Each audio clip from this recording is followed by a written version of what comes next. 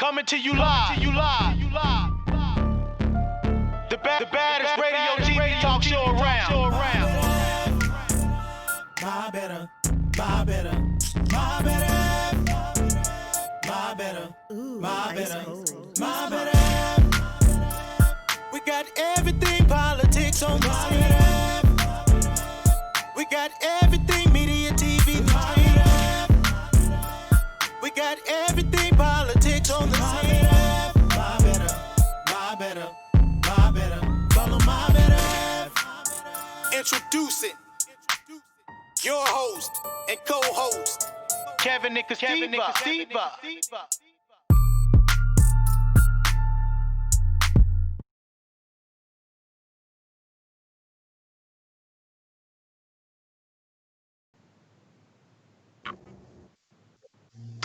Hey everyone, this is your girl Kasiva, and we're coming to you live on My Better Half Unplugged tonight. And we have some special guests with us tonight. But first of all, let me introduce my husband over here, My Better Half. Hey, I'm Kevin, and we're going to be your host tonight, and you're listening to My Better Half Unplugged. I hope you guys had a great weekend. A great week, start of the week. That's a good blooper. I hope you guys had a great week. And I know that school's getting ready to start, so we decided to bring you some news about the schools. And we wanted to talk to some people that are in the schools districts that can help you understand how they're opening up their district and things like that, because I'm curious to know as well. Aren't you curious? Mm-hmm. Yeah. Hey, and we did a lot of research, and I don't think there's been another time where we face so many different issues in our country. And so we have a pandemic, we have a economy collapse, we have social distancing, we have school openings, we have corruption in the post office, we have divisive elections, and we're approaching right now a pandemic in a flu season. So what we wanted to do, we wanted to tackle them. We're going to tackle them in the coming weeks, but tonight we wanted to tackle COVID in the classroom. In the classroom. Yes. So what we did, we have a panel of experienced experts that been in the educational field for quite a while, and so we're going to get their perspective on what is happening and the situation with kids going back to school and reopening school. So tonight we're going to have Mr. Chris Henderson of the DISD, and he's a Spanish instructor.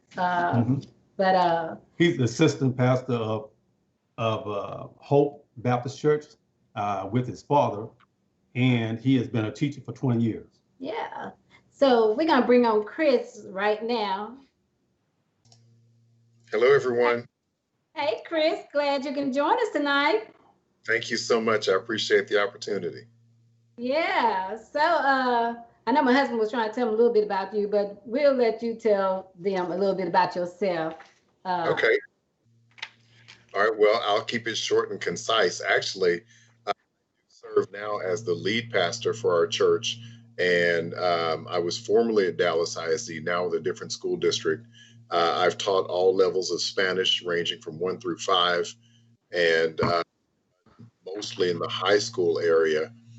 And so this is going on about year number 20. And so it's been quite the ride. And so it's really been great. And there's so much more to tell, but I think that should suffice for tonight's purposes. So again, I appreciate the opportunity to share with you all. And thank you for having me. It's a great pleasure. Yeah. And Chris, since you're in the DISD, aren't you? Well, you're not in DISD no more, but when is school starting for you guys? School starts for the kids September 8th. And for the teachers, we actually started our back to school training process today, literally. And the kids will be coming, they'll be joining, I should say, September 8th. Oh, okay. What kind of orientation did you all have? Is it different from last year? Yes, it is. Normally, when the teachers and staff come back to school, obviously, we're face to face and we have various trainings that we go through not to mention most all school districts, as I'm sure my colleague can attest to, have some type of formal convocation where all of the members of the school districts from various levels, are all meeting face to face in person. And so today we did those trainings virtually rather than reassembling back personally.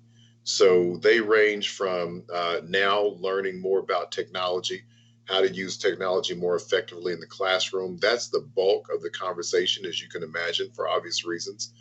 And then, not just the actual technological piece, but the application of instructional methods in the process. So that was, the lion's share of the conversation today.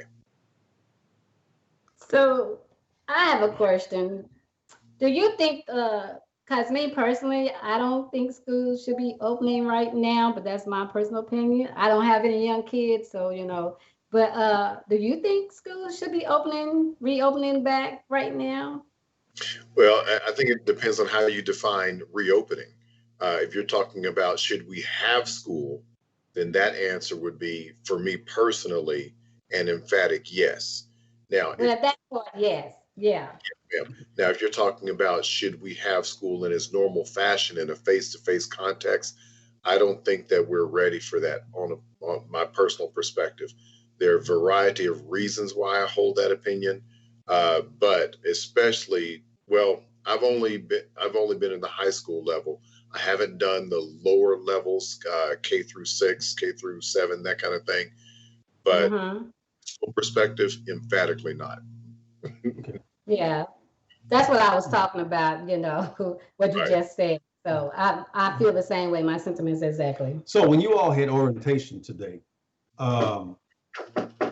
were you all coming together to create a plan, or was a plan already laid out? A plan basically has been laid out.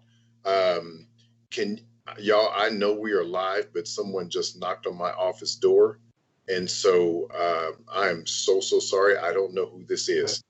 Well, we'll switch. We'll go to the next guest and let you take care of that. So we'll bring in Jennifer, and we'll chat with her for a couple of minutes. Hi, Jennifer. How you doing? Greetings, everyone. You know we're gonna have a lot to talk about later, right? I'm sure. All right. Okay. In the Houston area. Wait, they don't know who Jennifer is. We got to introduce Miss Jennifer. For those of you guys who don't know Jennifer, Jennifer is our sister and brother-in-law. I mean, sister-in-law. She's been in the education system for 20 years, and she also is a counselor for 8 years in the HISD area, which is the Houston Independent School District area. So thank you, Jennifer, for joining us tonight, and come and spend a little time with your brother-in-law. So, I asked you a couple of days ago when was school starting, and you said that, well, you had already started on the contract, and so you're already making preparations. But you spent how many years as a teacher in the classroom? Teacher, I spent 8 years. Okay. So as a counselor, what is the difference between your duties as a teacher and now as a counselor? In my current position, which I've been in for the last 5, maybe 6 school years, is that I'm a lead counselor. So my role is a little different than the regular counselor. I served that role for about 2 years, and then I moved into the lead counselor. But majority of what we do, the difference is that we are what I consider the heart of the campus, and we take care of everybody. We take care of the students, we take care of the staff, you name it. We're the go-to to help out with any type of situations. Yes, we do a lot of paperwork, but the good thing about the district that I serve in is that we are able to actually counsel with the students. So you all take care of the wellness of the faculty and the student body? Yes, the emotional and social needs. So how is that going since us are kids actually in the schools right now? And as well, are they there in person or are they just there virtually? So our first So day our first day of is instruction September is 8th. September And 8th. so the parents have made a choice to campus for them online. And so far, majority is have chosen to come on campus. So the social stability of the school where you all are probably doing some prep work because you're getting ready to receive students Mhm. back, a little differently now. They've been quarantined for a while. I know they're a little edgy, but they're going to come into a whole new set of rules Mhm. and guidelines. And so I know it's going to probably be a little struggle. It's hard to keep them on the regular, guidelines that they do from year to year. But now coming in and you're talking about social distancing and you're talking about checking temperatures and you're talking about sanitizing places and washing hands. So how are you all getting them ready, getting their mindset ready for that? They've probably been doing it at home, but when you come in as a group, especially kids, it Mhm. depends on, like Chris said, what level you are. Because younger kids, they're antsy, they're always touching Mhm. things. The older ones may, buy into the instructions of it. So how do you handle those different levels?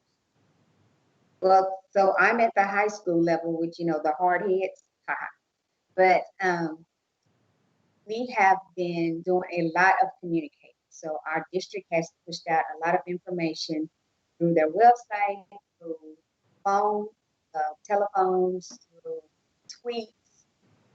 The principals have made videos of this is how you go down this hallway.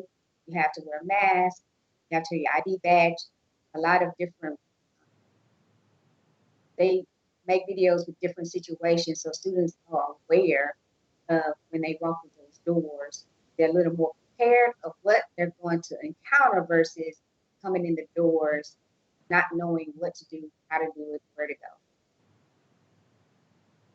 I know one of the CDC rules is that when you have a class and there is a student who has contracted COVID-19 in the class, and they're talking about quarantining those members of the classroom and the teacher for 14 days. But how are you going to do? Uh, you're going to do tracing when that child has been all over that school. Right. That's a good question because in a high school, our day will be normal. So the students will sit in class for 45, 50 minutes. Then they have a transition to the next class, which means they're in the hallways or they may stop at the restroom. And so you can track the kid by his schedule, but outside of his schedule, where did the kid go? Did the kid venture out to the gym? Mm-hmm. And so that's where we have to use the honor system.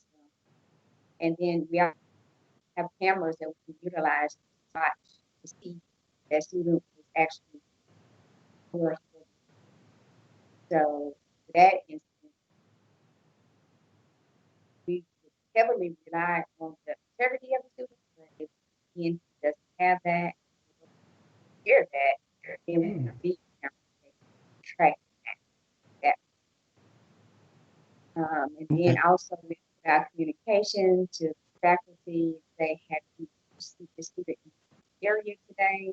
That's have communication on where the student was. Right. So Mhm. Okay. Well, I'm telling you what, we're going to take a short break. And when we come back, I want to ask you about uh, concerns of students. So we're going to take a break for a minute and we're going to be right back.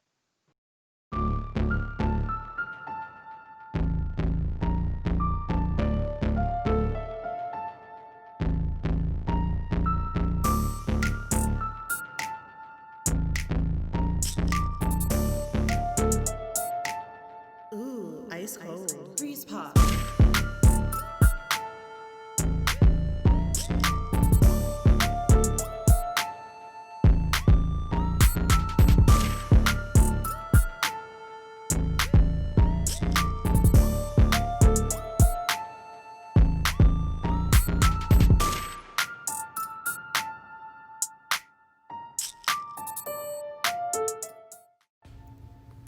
Calling all parents, grandparents, and caregivers.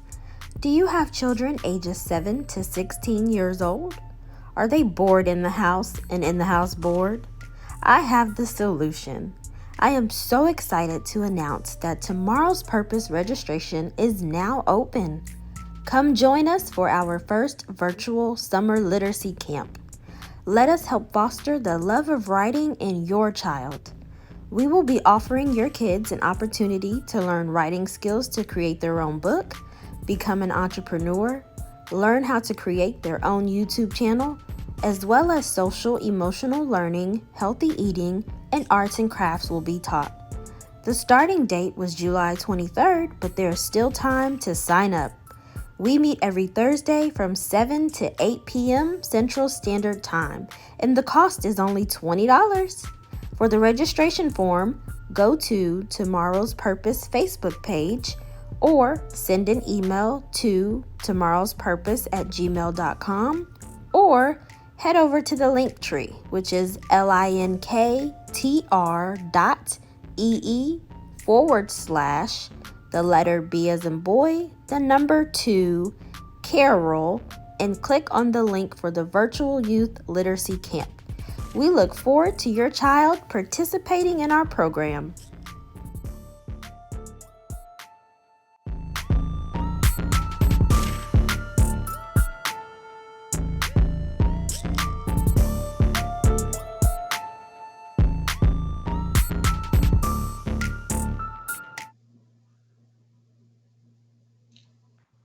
Hey, y'all, we're back. We had to straighten out some Wi-Fi problems, but we're back with our guest, Ms. Jennifer Barnes, Chris Henderson. And when we left, I put a question on the floor. Asked you about student concerns. And what I wanted to know was when students come, because I think there are some students who don't want to go in the classroom. And then there are some students who can't wait for school. And so what options are you giving those students? Because some parents are just taking their students out and say, I'll do homeschooling and till this thing is over with. But how are you going to provide those options for students who have concerns and those students who, said, I just want to go back to school? Jennifer.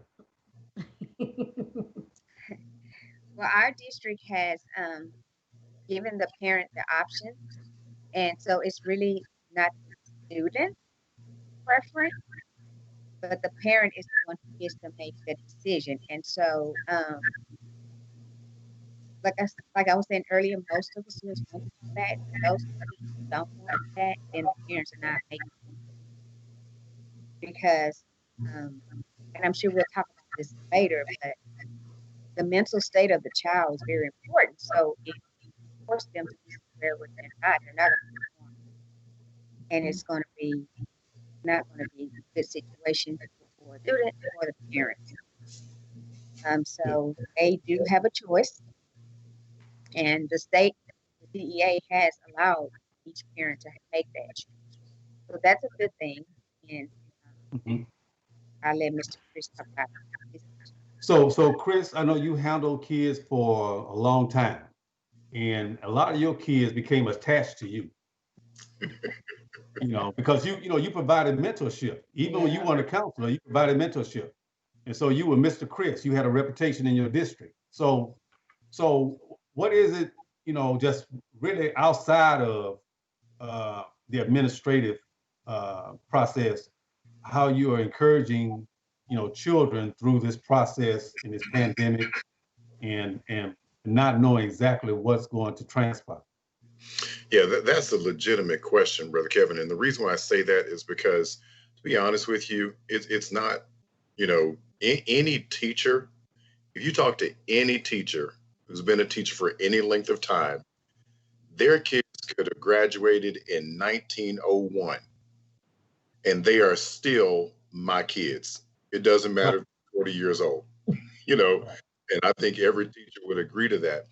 And so there is a certain level of care beyond the classroom that any real called, and I say teacher, that encompasses everybody in the school district who deals with a child.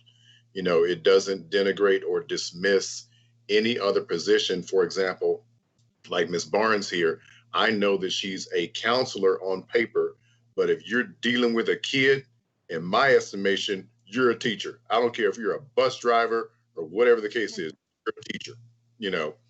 And so with that in mind, there, as I said, there is a level of care that goes beyond the classroom. And so the number one thing that we have to keep in mind, even above education, is safety. Because you educate a child if that child is in harm, you know. And so that's a very, very real life scenario with us. And this is the reason why so many teachers right now that are advocating for, no, this is not the time to reopen schools from a physical standpoint. And the reason why we say that is because, number one, of the safety of the children, but then number two, the safety of guess who else? Teachers. Yes, exactly right. We are not, you know, from Krypton, okay? The same viruses that other humans get as well. And so we're concerned about both of those sides of the entity. And man, I tell you what, it's a very, very real conversation because you just don't want to put people in harm's way. And there is so much misinformation and so much information out there. In reality, who do you believe? You have, on the one hand, prominent scholars and scientists from the CDC saying everybody on the planet needs to stop shaking hands, everybody wear a mask. On the other hand, a police chief in Georgia who's saying you cannot wear a mask in my precinct, you know, based on science. You have, on the one hand, you know, government saying reopen, reopen, reopen. And then as soon as you see a reopening, all of a sudden you see a spike and a surge in the number of documented cases. And just like, okay, you can't use human beings as guinea pigs with this. You know, if these numbers are correct and you have over 170,000 people dying from an unknown virus, you know, you can't put people in a position to be, you know, we are teachers. We're not lab rats, you know. And so, you know, that's a very, very strong feeling with many teachers that I speak with and deal with on a daily basis. I've witnessed Jennifer Barnes at school. And so what you're talking about being a teacher, it is in your DNA. It's in your DNA 24 hours. So Jennifer was this kind of teacher. She would get out at the pep rally and dance with the students. They would hug on her. She was that kind of active teacher. Yeah, that's true. Yeah, she would teach her girls. So when you're counseling somebody and you can't really have any kind of touching with that student, or there has to be a physical distance, and you see that child hurting, how do you console that child? Is that for Ms. Barnes? No, that's for Jennifer. Yeah, there you go. Well, there are boundaries. Right. And so, for one, here's your tissue, but I can touch them because touch is a feeling. And so I would sometimes put my hand on their shoulder and rub their shoulder. Right. But that, again, is a connection to them to say, oh, she do care. So, tell me, both of you guys can answer this. How can the communities help to support the schools to reopen safely? In person, that's all I'm trying to say. How can the community help you guys reopen the schools safely in person? Ms. Barnes, you want to go first? Well, I believe that the community can help by spreading the word. Like I mentioned earlier, how our district have very detailed information about how the schools open, all the protocols that have been put in place. And if the community, especially these neighborhood apps, they can spread the word and get students um, and parents involved in what's going to be happening at the school. They can also model what is supposed to be happening at the school. One of the number one things is to wear your mask. So those type of things will really help. Um, we can also use some mentors to come in to assist as well, because there are going to be some who are not really wanting to be there, but because the parents say they have to be there, and they just may need just an extra boost, because there's so many of us staff members, but to have someone on the outside, the community person to assist, it makes a big difference, because they form relationships. And those relationships last a very long time. Like Mr. Henderson was saying, it doesn't matter from 1901, those relationships last. Yeah. Yeah, they Chris? do.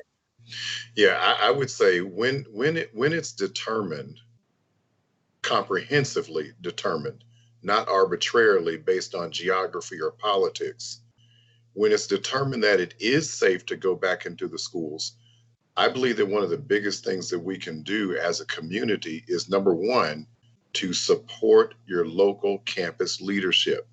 Okay, let me break that down. Tone down the drama.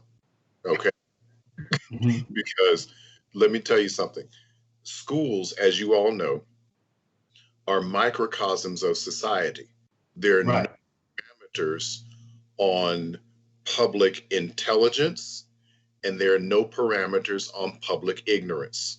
Okay, both are on a spectrum.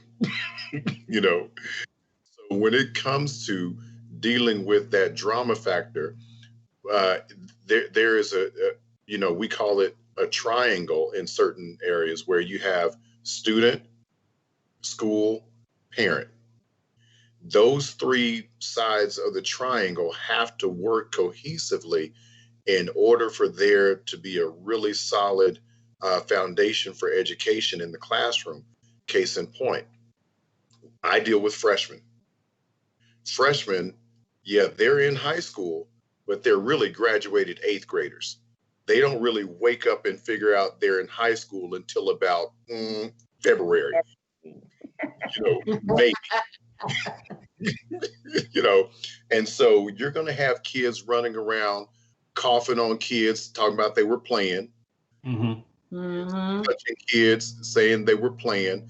And then next thing you know, Johnny's going to hit George and all this kind of thing. And so when the school district calls to say, hey, parents of Johnny, okay, this is why we're calling. That's not the time to be argumentative with the school district. I used to tell my parents, and especially after, and I'm sure Ms. Barnes can attest, after 20 years, we're still professional, but there are some things we just kind of don't put no sugar on it no more. If I call you, your kid did it.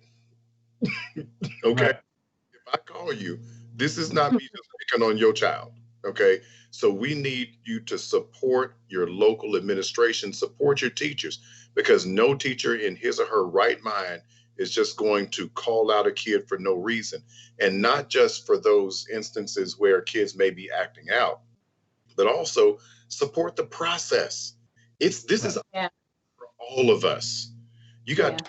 learning new technological methods, new instructional methods. And like Ms. Barnes said, she is so very right in that we are learning how to reteach in a different environment, because yeah, they think they're grown in high school, but these are kids.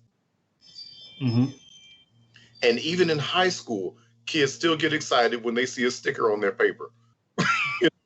And so, they run around talking about I'm grown, but you let them put a sticker there with 100 and they just smile like sunshine. You have to, Jennifer said something about spread the word. We need to, spread the information.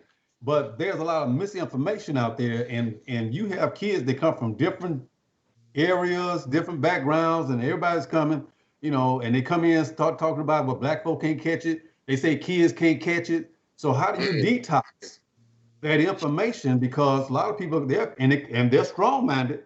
Yep. And they come in with that philosophy, that ideology.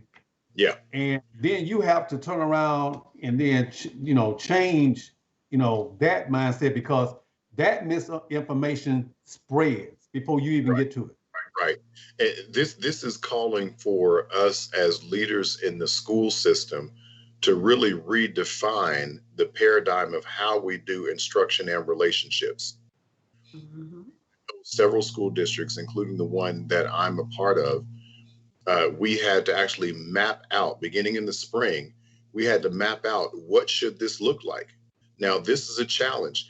And the reason why it's a challenge is because the information in society is so fluid, it's ever changing. And so we're trying to adapt to the latest news that's out there. And then we have to work from a governmental standpoint as well, not just from a TEA standpoint, but think about the conversation between governors and local county judges and superintendents having conversations with county judges about how things should be. And you have all of these dynamics going on. And the reality is we have to exercise a tremendous level as a community of patience and understanding, knowing that we're all in this together to try to work for the benefit of our babies here, Yeah. And if we can realize we're all on the same team, okay, we want the same thing: quality, solid, rigorous education for your child. Okay, so we have to exercise a great deal of patience as we work through the process. There are some schools, and that schools have different ratings, different gradings, different social inequities. There are some schools where, let's say there's a company out there and they're going to donate plastic dividers, for the school, and that school gets something that other schools don't get, and they're allowed to come in because they have more, I guess, tools to work with. And then there's another school that doesn't have that kind of sponsorship. And then is it on the teacher to try to be creative in that sense? Because all classrooms are not the same. Architecture is not the same. The seating's not the same.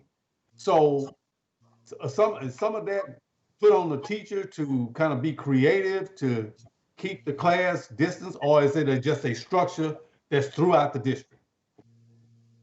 How are you guys keeping the kids safe in the classroom? Well, so our district has ordered plexiglass for all of the classrooms that they will be separated students. So we have tables in the high school. We have tables that they sit right. They're plexiglass. So I think they're doing the same for the elementary and middle, but for the most part, our district has put a lot of effort and put in a lot of money to make sure that it is really safe for the students. But now, just to come in on what you said about those particular schools that may not be fortunate enough to have those items, so then most likely, yeah, it probably will fall on the teacher, unfortunately. But that's what we do. We do come out of our pockets to take care of the student, because again, success of the student is the most valuable, the first most important thing. And so the community can also step in to assist. I've seen on the news, several teachers are getting, I guess, picked up, and people are giving them donations, or they're sponsoring them with Right. donations. They make a list and they're providing. So it takes a village. takes everyone, to, especially those schools that are not fortunate enough to get everybody else has. Because what about, do you all have special needs students that are in the school? Are they incorporated under a different standard? Chris? Well, to answer your question succinctly, yes, we do have special needs children. And going back to your first question, I don't know a teacher on the planet who hasn't gone into his or her own pocket, Right. And funded everything from kids' lunch, you know, folders. Some of us have bought kids clothes. I mean, every teacher has done that once upon a time. The longer you're in the game, it's going to happen, you know. And so it is a challenge to try to work through the various strata that different socioeconomic statuses will present. But at the same time, it's just what we do. Because one of the gifts that a teacher has to have is the gift of being a psychologist, a mom, a teacher, a coach, a disciplinarian, a dad, all wrapped up into one educational professional. You know, counselor, psychologist, disciplinarian, all of that.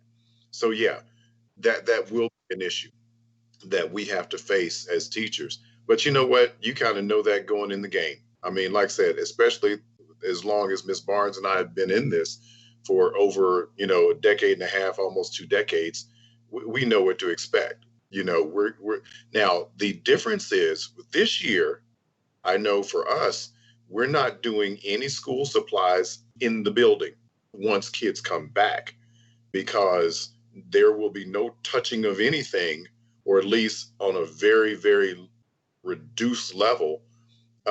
So we're still trying to figure out how that's going to be, because this year, nobody's handing in a paper. Okay, it's all digital. It's all computerized, Right. you know. And so in that regard, it kind of eliminates a lot of the issues. But on the other hand, it presents several more. What do you do with those kids that don't have laptop computers? What do you do with kids that don't have internet access? Okay.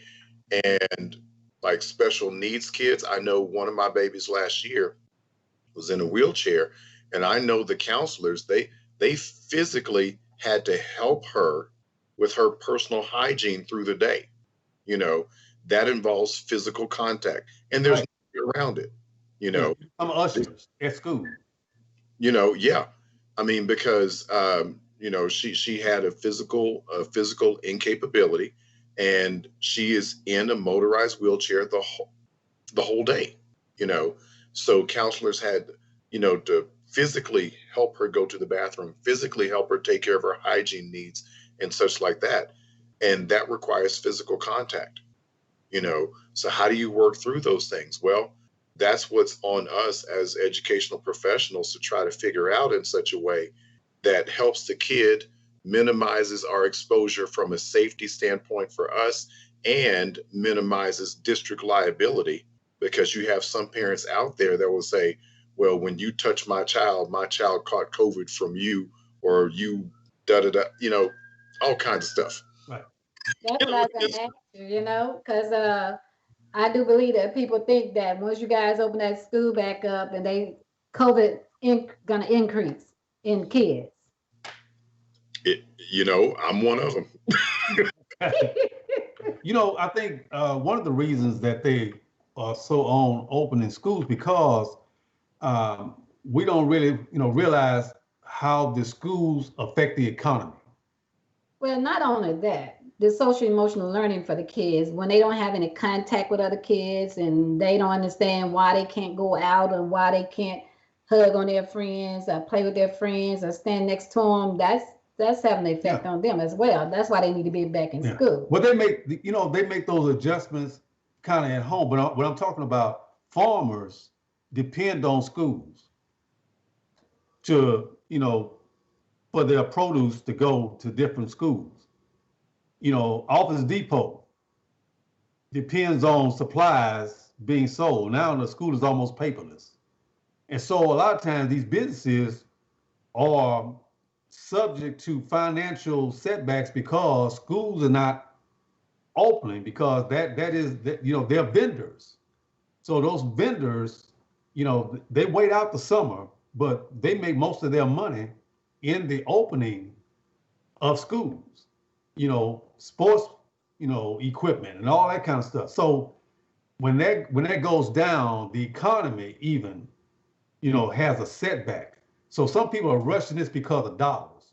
Yeah. Because you got the economy on one hand, Mhm. but then you got to play for safety on this hand, but you got to be concerned about the teachers who are the first responders in there. Y'all not dealing with one student in the class all day and he's distanced from you. You got a set coming in, and then another set coming in, and then another set coming in, and this person is worried about contracting it and worried about the children they have at another school. Mhm. So if her system is not working at school, you can imagine her concern about her kids at another school. Because she's going to ask, are y'all doing that over there? Or, no, we're not doing that, mama. How come? So you have parental concern. And I know that's probably where Jennifer comes in, because the phone, school ain't started yet, but her phone is going to ring probably 30% more now Yep. when school opens up. Just parents asking, what are y'all doing? Because they're going to question the children when they get back home. What did y'all Yeah, do? I'm sure. Huh? Yeah, I'm sure they will. Right. Right. And so that kind of misinformation starts going around, and they're going to call and say, my child said that you all didn't do this here. And y'all let some kid come in, they wash their hands, all that. So, you know what? I just thought about, so what happens if when somebody kid do contract the COVID? That's going to shut you guys down all over again, right? Well, not necessarily. I like once I has to be a certain amount or certain percent of students that will actually have affiliation. And then, so it's a lot of different trials that have to go through. They say, okay, yeah, that's You kind of like broke up, Jennifer. So we heard bits and pieces of you. Okay. But okay, you all are given, I know the CDC guideline script. You all are given that. And what group do they have overseeing that? Y'all don't have state inspection come in. Who oversees that the guidelines are being administered? Yeah, I'll say something here. To be honest with you, okay, and this is just Chris Henderson. This is not, I don't think, representative of any district. That's my disclaimer. Okay. To be honest with you, I don't know that anybody on my level as a classroom teacher, okay, would really know the answer to that question unless he or she were privy to some conversations that in the classroom. But B, there are so many dynamics and variables that go into that. Right. And the teachers I know, let me tell you how we think. Okay. One of the worst things to ever happen to education is grown-ups. Okay. Okay. Yeah. And so the reason why is because, and I say that comically, but there's some to it. Because once we get our kids in the room or in a classroom, be it physical or virtual, then we're good. Get all the grown-ups, all the politics, all the powers that be, let them do what they do. I got my 25, 30 babies in this room and we getting ready to go do this thing, And so to be honest with you, some of that is just like, it's neither here nor there to us as frontline teachers. That's going to be something on a district leadership level conversation, and at the end of the day, somebody got to still teach these kids. So you got a whole level of grown people that are dealing with those kinds of questions. and dealing with all the policies and the politics behind all of that. But to be honest, I don't know that anybody on my level that I talk to, we don't preoccupy ourselves with that, because there's so much out there that could get into and ramify into. It's just like too much information. At the end of the day, let's get in this classroom, let's go to work, and let all the big people handle that stuff, because somebody's got to teach these kids. Yeah. It's irrespective of politics, policies, and procedures. That's kind of the way, we think after being around this thing for a while. I know as a teacher, both of you all, the question is to both of you all, because I know you become confidants to students.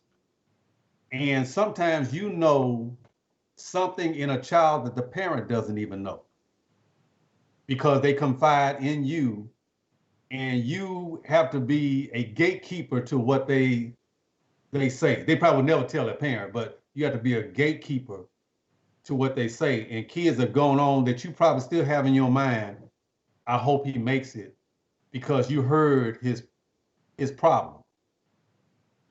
So how do you all handle that emotionally? Because I know over 20 years, you probably got a catalog of students that come to mind sometime. You say, I wonder how he's doing. Because y'all had that heart-to-heart, tear-jerking moment where he sat down and said, Miss Barnes, can I talk to you for a minute? And you tried your best to muster some words of encouragement. And then that child went on, and you just think back sometimes like, I wish I could have helped him more, but I didn't know what to do. Oh, there is. So there are, if the student or harming another person, I have a conversation. But what I do is I decide parents something that I think parents should know, instead of me actually. And then sometimes I can, but you know what, I'm right. So I mean, it's about what you say and how you say it. Really do the right thing, and so that they can get the help they need. Sometimes it may be a situation where it's a warfare, and parents are not really for the warfare because you're all in love, and so being able to talk about it with sometimes I have to, and so, but it's getting the while I'm there with them so that they can express how they feel, so that they can hear parents. But if they're talking about themselves, harming others, I just know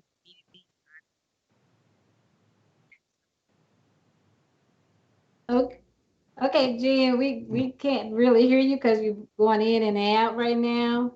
So we're going to take our next break, and then we're going to have try to fix our technical difficulties. But we'll be right back. We're going to take another commercial, and we'll be right back with Jennifer Barnes, Chris Henderson.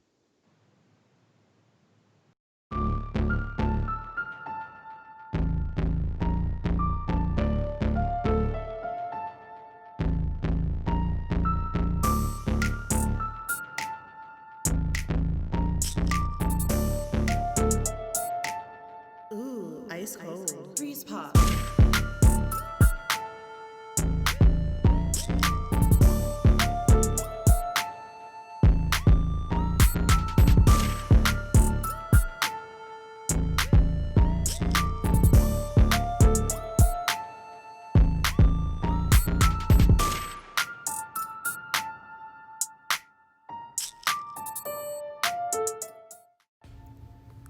Calling all parents, grandparents, and caregivers. Do you have children ages 7 to 16 years old? Are they bored in the house and in the house bored? I have the solution. I am so excited to announce that Tomorrow's Purpose registration is now open. Come join us for our first virtual summer literacy camp. Let us help foster the love of writing in your child. We will be offering your kids an opportunity to learn writing skills to create their own book, become an entrepreneur, learn how to create their own YouTube channel, as well as social emotional learning, healthy eating, and arts and crafts will be taught. The starting date was July 23rd, but there is still time to sign up. We meet every Thursday from 7 to 8 p.m. Central Standard Time, and the cost is only $20.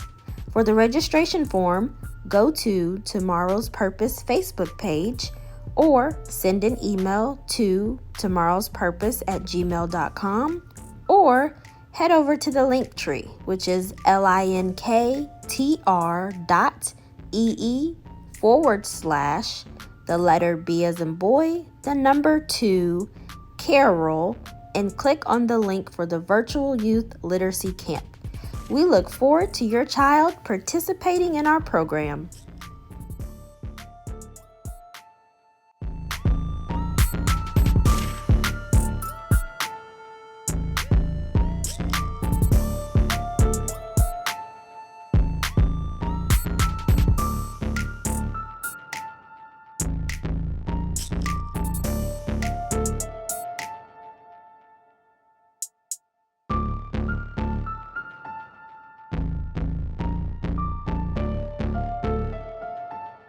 Ooh, ice cold. Freeze pop.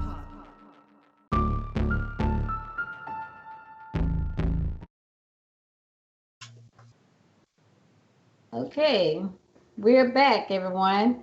And just like anybody else, you gotta get in with the fit in with the new wave or the way of doing things with just technology. And technology just have its own mind. But when you guys have to change classrooms and things like that, who's gonna be responsible for the sanitation of the classrooms when those kids leave and the other kids come in? Because that's going to be a lot of wiping down and stuff like that when they leave. So I think I go with you, Chris, this time. I'm going to give you 3 guesses.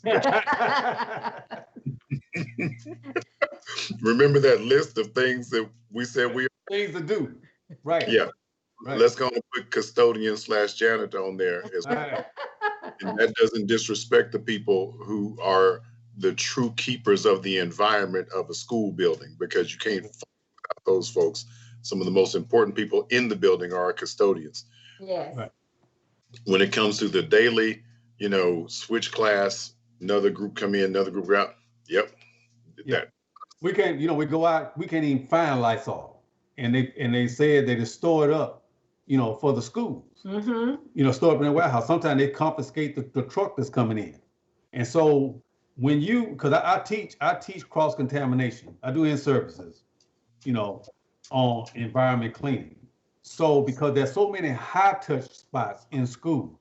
So when you're going down the stairs, they can say, we deep clean the school, let the kids in. The moment one child goes down those stairs and touch that rail, you have to come right behind him and wipe again. And if you got this going on every day, and if you don't tell them, hey, you can't use the rail, but the rails are made for safety. Mm-hmm. So what you're gonna have? You're gonna pass out gloves, and it gets worse when there is a flu season coming in or an allergy season. That's when you get all your sneezing and you get all your coughing and just say, I just got allergies. But then you do, and sniffling, and every medicine that you buy during that time says, if I'm getting Tylenol Plus, it says itchy eyes, runny nose, coughing, sneezing. And when somebody says at you and they have no sanitizer around, and then they hit those high touch places, the doorknob, the desk, passing this. So with that many kids congregated, you can't do a one deep clean and then let kids come in, because it's immediately, I don't know how they're going to do it. Immediately, it's contaminated. Yeah. So there has to be a lot of teaching to kids because there are going to be high touch areas that they cannot not touch. They have to for safety reasons, in and out the doors. So during that time, that is one of the major concerns. Nobody really said that on TV, but I teach that. I worked in a nursing home, so I know what I'm talking about. And that's what happened. So that's what I was asking Jennifer. I said, well, teachers are going to have to be the first responders, and they're going to have to be educated in cross-contamination, because it'll seem like, it's clean in there, but when that child comes from outside and he's in there and he's doing here and he's touching, that's hard to control. That's hard to control. So I hope they come up with something, because if something happens, it spreads like wildfire. And you really, and teachers like Jennifer, if she's receiving kids all day, she's gonna have some PPE. I was going to say, and how you guys going to teach with those masks on all day? To address what Kevin was saying, he said it's going to be very hard or difficult. No, it's impossible. Right. I didn't want to use that word, but it is. And because we have to be real. Right. There's no way you're going to keep an environment, because even in a normal situation, you can't keep an environment that's sterile because of their kids. Yes. I mean, if you ever want to really, really, and I'm sure Miss Barnes can attest to this as well, in an environment where everything's supposed to be quiet, you see how many kids sniff and sneeze and cough and all that kind of stuff. You're like, ew, but you can't say nothing. Right. But Steve, what you were talking about is, I mean, again, it's something that you just have to work. You just have to work through. I mean, and these are the kind of questions that districts are dealing with. Right. Mm-hmm. Dealing with, and the reality is, this is a new world for everybody. Right. Answers to these questions that we're talking about here on this radio program are the same questions that people are talking about at church. They're talking about, right. They're talking about at the dinner table and all these kinds of things. And the reality is, point blankly, most of us just don't have answers. That's not pessimism, it's realism, and what works down in, say, a Houston school district, because of different leaders, administrators, and political figures, may not be the same thing that's operative in, say, like the North Texas area, Right. So everybody's looking for best practices in order to protect our kids and protect our school staff and such like that. But to be honest, this is so novel that I don't know that anybody had the best or, the most foolproof way of dealing with this. Which is why, in my perspective, I believe, stay home, until such time as we have enough information that's based on science and based on, solid data and from the whole spectrum, especially on how to handle these things in the classroom, personal protective equipment, that whole nine. You can't use kids and teachers as guinea pigs just because you want to reopen the economy. Yeah. Right. And that's the other thing. And that's the other thing, because even in church, I remember last year, I'm teaching Sunday school, and somebody came in, had allergies, and was coughing. Every time they coughed, they said, "Bless you." And the "bless you" is over with. It's get out now. We getting ready to become offensive to each other. Yeah. The "bless you" is over with. Because it's like that in the house. Yeah. He sneezed, he coughed, and I'm like, Yeah. what's wrong with you? The "bless you" is over with. And people are gonna, they're gonna feel this, in a sort of disrespect. Mm-hmm. And you're gonna have that kind. If you don't have the, Jennifer was talking about, you have to have the information of those things which will come, because you're finna go into a season where everybody's gonna be sneezing and everybody's gonna have allergies, and somebody may legitimately have an allergy. See, September, I get red eyes and I sneeze about 50 times in the morning before I get up. Somebody's going to have legitimate allergies, but somebody is going to confront them. See, somebody's going to confront them, and then you're going to have, that. So in a school like that, that's just my concern, like you. And I worry about my family. I worry about my siblings and my sister-in-laws and people that have to go out. And then while you guys taking care of those kids, who's taking care of you? Yeah. Yeah. That's a legitimate question. Yeah, and I worry about that because I know they're passionate about their job. I know Jennifer is passionate about her job. Yeah. I see the kids, that love her. She's passionate about it, and sometimes that passion is going to have guardrails on it. Now, for just that kind of concern, and that's what people have to have real talk, like you said. You got to have real talk with it. It's nothing personal, but I don't want to check out of this life this year. Yeah. Another issue that we're looking at is, and you said this, Sister Siva, is that we have teachers, when we go home, we have special needs children too. Mm-hmm. If you have a child that has sickle cell, if you have a child that has a malady that is not going anywhere, you can expose your own kids to that as well. Yeah. And so that's a whole different, because I know some teachers personally who are saying, no, I'm not coming in the classroom, and they're having to make some very hard professional decisions about the welfare for their family, even looking outside the industry, if they're forced to go back into a classroom because they've got their own kids, their own deal with. And, we love all y'all's babies and stuff, but truth be told, I love my wife and kids more than I love your kids. Right. Yeah. Right. Okay. Now, I do love your kids second. Right. But not first. Yeah. Yeah. Mm-hmm. Well, our time is almost up. Man, we got to come back and do this again.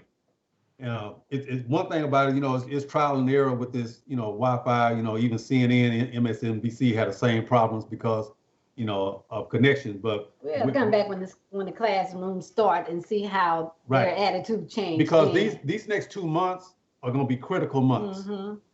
Because not only that, we got a pandemic, we got, people losing their jobs, we're going into an election. Yeah. We got to figure out how we're going to do that. And then we got to see month to month how the school system is going. Is adapting to the new norm. Because like I say, this information has to be put into a school, and students have to learn another way of life, because they will do what you don't tell them to do.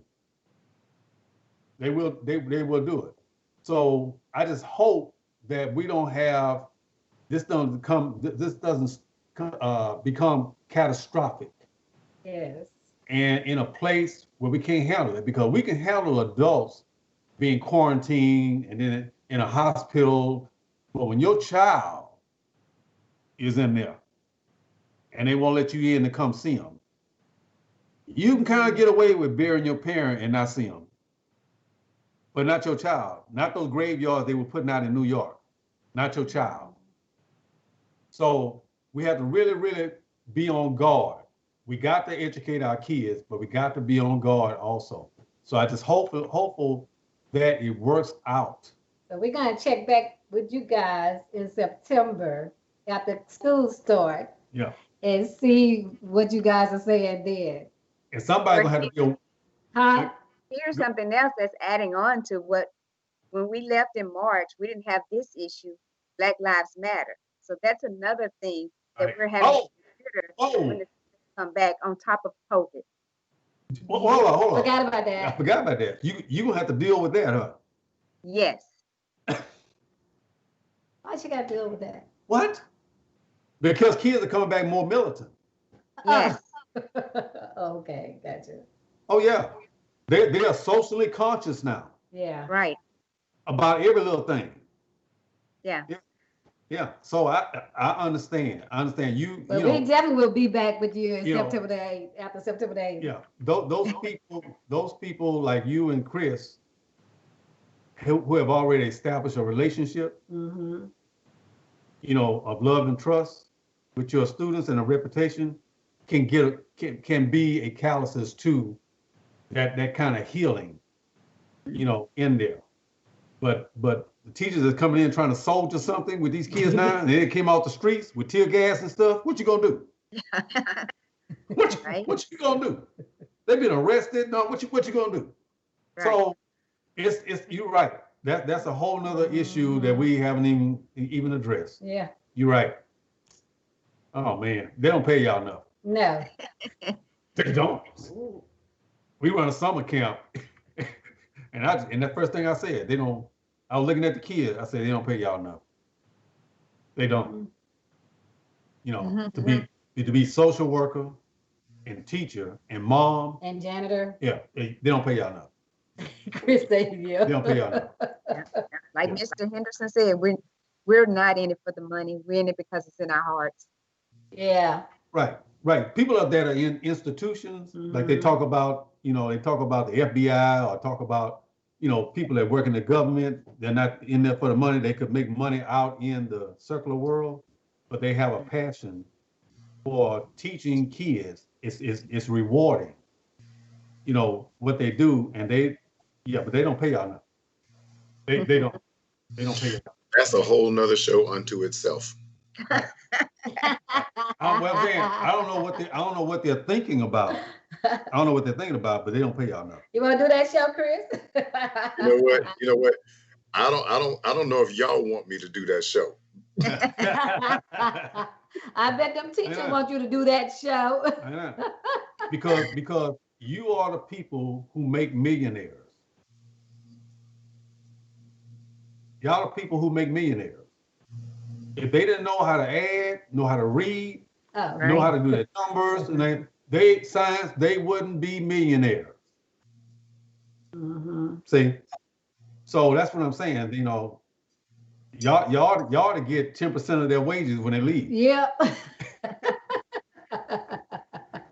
But like I say, you know, we enjoyed you all being here, and sorry for the technical difficulty. But we definitely got to have y'all to come back. Yeah, after school y'all a good team. Yeah. And we like real talk on our show, and we talk about things. We don't get into personal issues that you can't, you know, talk about. Mhm. But we do get into your experience, that people need to know the passion that teachers have, and because sometimes they get a bad rep, you know, because kids come home fussing and stuff like that. Parents don't even confide or give the teacher the benefit of the doubt that she's teaching 30 of them.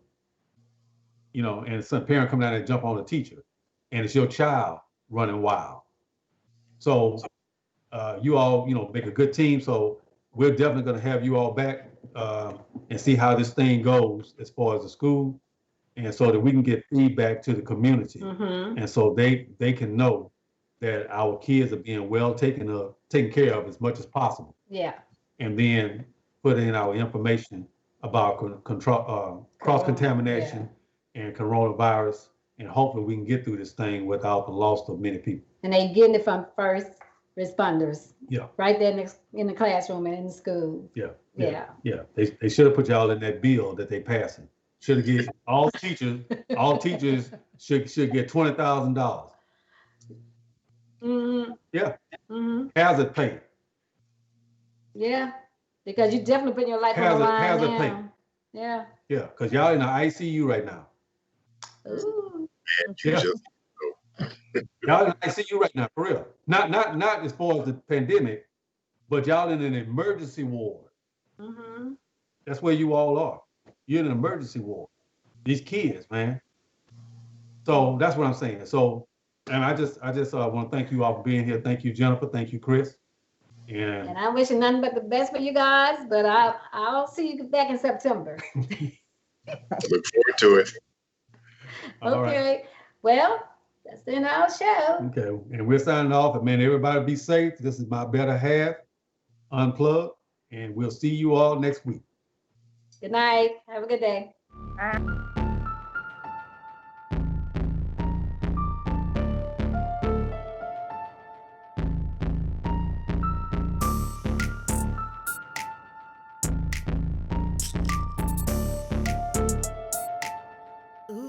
Ice cold. Freeze pop.